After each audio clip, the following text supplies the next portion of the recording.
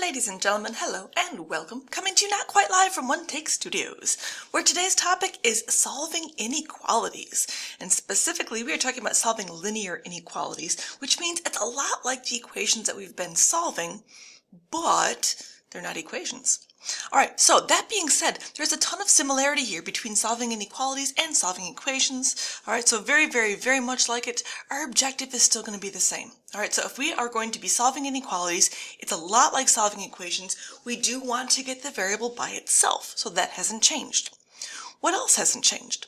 Well, let's think about some of our focusing questions, because I think we haven't heard some of those guys in a while. If we are trying to get the x by itself and we're trying to unclutter everything in front of us, there's a few questions that you can ask your brain that'll help it sort things out. Question number 1, where is the variable? Find that variable. Question 2, what is with the variable? So what numbers, or I guess other variables in some cases, but mostly what numbers are with the variable? How are those numbers then attached to the variable? And if we can figure out what the attachment is, then we can figure out how to break the attachment. All right, so we haven't seen those things in a while, but they are familiar to us, and we're going to kind of keep that in mind as we move forward. Okay? Now, I want us to think about this inequality right here for a second, and I'm going to leave this guy. Yep, my focus is being weird today. Okie dokie. All right, so we got this right here. We've got 2/3 times x is greater than 10. 2/3 times x is greater than 10. Well, okay, so what would this look like, excuse me, if I was solving the equation? 2/3 times x equals 10. So even though this is an inequality and this is an equation, let's think about what we might do with this, all right? We said for equations, here's the variable, 2/3 is with the variable. How is it attached? If you remember, a lot of people memorize randomness here, but think about this. This is really like a little combo meal. There's two operations in one here. We're saying the x is being multiplied times the 2, but then we're dividing by the 3. So this shows us both multiplication and division. So how do I undo divided by 3? By multiplying by 3. How do I undo times 2? By dividing by 2. And so I'm undoing both of these operations here, but I want to do the same thing on both sides. So I also want to multiply this side by 3 and divide it by 2 as well. So we're doing the same thing on both sides. Well, what happens? If we look at these guys here, multiplying by 3 cancels our division. Dividing by 2 cancels our multiplication. There is our x by itself, and a lot of people at this point in time will run for a calculator. But if you think about what's happening, this is not terrible. What is 10 times 3? 10 times 3 is 30. What happens if I take 30 and I divide by 2? I get 15. Great. That's my answer. So what's going to be different between that and our inequality? Kind of not much at this point. This again is times 2, so we're going to divide by 2. It's divided by 3, so we're going to multiply by 3. So again, undoing the operation that we see there, we are breaking the attachment between those numbers and our variable. Of course, again, same thing on both sides, same thing on both sides. And when we go to put the pieces together, these cancel each other out, these cancel each other out. And we have x is not equal to this time, but greater than. And again, 10 times 3 is 30. And if I divide that by 2, I get 15. Okay? Now, what's the difference in how I might check my answers for this? All right, so let's think about checking our answers for a second. Here we would just say that x is 15, and so we would plug in a 15. And so we'd be looking at, I'm going to write kind of tiny here. What happens if I do 2/3 times 15? Does that equal 10? Well, 2 times 15 is 30, divided by 3 equals 10. Sure enough, if I multiply 2/3 times 15, I get 10, and that's correct. How would I check this? This doesn't say x equals 15, this says x is greater than 15. Or if I'm looking for a way to write this answer, I might say that all real numbers greater than 15 would be my answer. Pick something that's greater than 15. What do you think? Because I have a little thing in my brain, I'm going to go with 18. There's a reason I'm picking 18. But let's say for the fun of it that I pick 18. 18 is definitely bigger than 15. So now I'm doing what is 2/3 times 18. Is that greater than 10? Check that to see if that works. Well, let's see. 2 times 18 is 36, divided by 3 is 12, and 12 is bigger than 10. Hey, sure enough, we're okay, we're good to go. All right, so that's a subtle difference. This is saying the answer is 15. This is saying the answer is everything that is bigger than 15. All right, so what is different? Because while it's very much the same, it's not identical. All right, so think with me for a moment here. All right, think with me for a moment. I'm going to take that off. There we go. Okay. 6 is less than 8. You can agree with that statement, right? 6 is definitely less than 8. And as long as I do the same thing to both sides, that's considered legal, right? So like here, I multiplied both sides by 3, divided both sides by 2, same thing on both sides. What if I decide to take this inequality and I multiply both sides by -2? I know there's no variable here. I'm not trying to solve. I'm just saying, what happens if I multiply by -2? Because if I do that, I've got -12 on this side, and I'm saying that -12 is less than, let's see, -16. Wait a minute. On a number line, which one is farther to the left? Which one is smaller? That's smaller. That's bigger. But this is less than. I have a problem. Because all of a sudden, when I multiply both sides by a negative, this isn't true anymore. I can't say this. But what I do have to say is that -12 is bigger than, greater than -16, because that's a true statement. Right there, that is a true statement. Well, what happens here? What happens if I divide by -2 or I divide by -2? Let's see, we've got 6 divided by -2 is -3, and 8 divided by -2 is -4. So let me think before I just throw something in here. Can I still say less than? Is -3 less than -4? Is -3 smaller than -4? No, it's not. This is actually greater than again. So this is a true statement. This is a true statement. This was less than, it's now greater than. This was less than, it's now greater than. So let's see if we can put this together and write a statement that actually shows what is happening. All right, so huge note to self here, I'm putting a star. When you multiply or divide both sides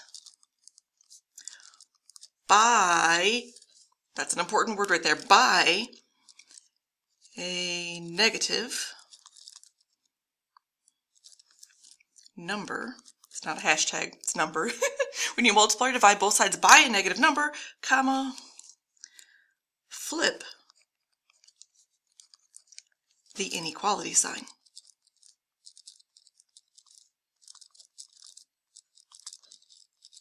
Squeeze, there we go. All right, so this right here, huge note to self. If there's one thing that you're going to forget, it's this right here. If there's one thing you don't want to forget, it's this right here. I can do one more squiggle. There we go. Ladies and gentlemen, when you multiply or divide both sides by a negative number, you want to flip the inequality sign. Here's the thing, is that none of these equations ever announce themselves and say, hey, you're going to want to flip this now, which means you have to be paying attention. So what do we mean by dividing or multiplying by a negative number? I've got a couple more examples here that I want to show you just to clarify, to make sure that you understand what I'm saying when I say by a negative number. All right, so keep this on hand, keep it where you can see it, and let's think. Here's our first inequality. X plus 3 is greater than 8. X plus 3 is greater than 8. Where's the x? Boom. What's with the x? The 3. How is it attached? Addition. How do I break addition? With subtraction. So I'm going to do -3 here. I'm going to do -3 here. And that's going to give me, here's my x. This x. These guys dropped. 8 minus 3 is 5. What do I put here? All right, there is a negative number. There is a negative number. Does that mean I should flip the inequality sign? What did we do? We subtracted 3. Did we multiply or did we divide? No. Do we need to flip anything? No. All right, so just because it's negative doesn't mean we flip. It's got to be multiplication or division. This is subtraction. This is going to be fine. We're going to keep it as is. And so there's my answer. All numbers, all real numbers that are greater than 5. Can I check this? Again, let's make sure that we didn't mess it up. Pick a number that's bigger than 5. Maybe we do something exciting like 6. What if I do 6 plus 3 is greater than 8? Is that a true statement? Because that would mean that 9 is greater than 8. Is that true? Yep. Okay, we're good. We're solid. Excellent. Next, okay, I've got 4x is less than or equal to negative 28. Less than or equal to negative 28.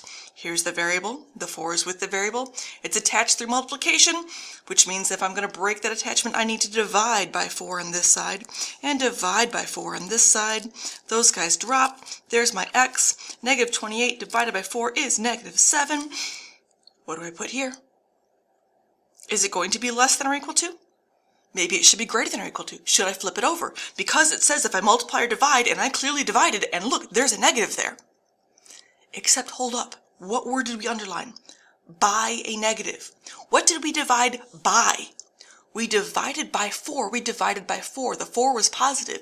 We did not divide by a negative. Again, we will not flip it over. We will leave it as is, right there, right there. All right, so again, this is our answer. Check it. Check it just to make sure. What's a number that's going to be less than or equal to negative 7? What's less than negative 7? Let's go with negative 8. What happens if I do 4 times negative 8? Is that truly less than or equal to negative 28? Well, let's see. That's going to be 4 times negative 8 is negative 32. Is negative 32 less than or equal to negative 28? Is this one smaller? Is this one farther to the left on the number line? Absolutely. Yes. We're good. We're good. All right, so some of you are probably getting antsy, but when do we flip it? All right, so not if we're subtracting. Just because we have a negative, we don't flip things over.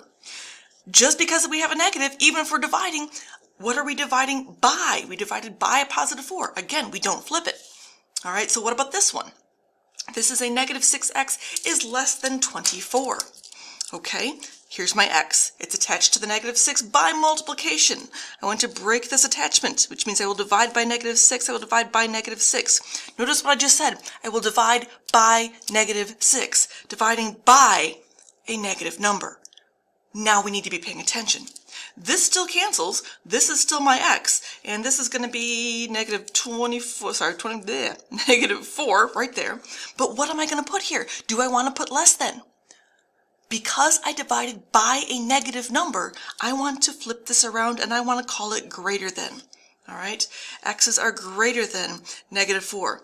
Can I test this? Absolutely. Pick something greater than negative 4. What's bigger than negative 4? What if I go with 0? I like 0. Negative 6 times 0. Is that less than 24? So notice when I plug my number in, I go back to the original and see if it's still true. What is negative 6 times 0? 0. Is 0 less than 24? Yeah, it is. I'm good. So I have my inequality sign going the right direction. Okay, all right. So again, here I would say for my answer, I've got all real numbers that are greater than negative 4. And really, really quickly here, just because we haven't tossed it in yet, please understand that the graphing has not changed. What if I wanted to graph this answer right here? What would that look like? I would need a number line. I would need to have a negative 4 in my number line. So I'm going to call this negative 5, negative 4, negative 3, negative 2, negative 1, 0, and 1. Okay. Greater than. Not equal to. Just greater than. Is that an open circle or a closed circle? What do you remember? Open or closed? Greater than, not equal to should be open. So this is my boundary right here. Here's my boundary at negative 4. And I want the x's that are bigger than negative 4. Where are the bigger numbers? They are all this direction. And that's where I'm going to shade. Okay, so this all goes together right here. This is my solving. And if I was going to graph, the graph would look the same as what we've done before. All right, so focus, pay attention, keep this in mind, put these by your notes where you can see them when you're working on these problems, okay? All right, thanks, have fun.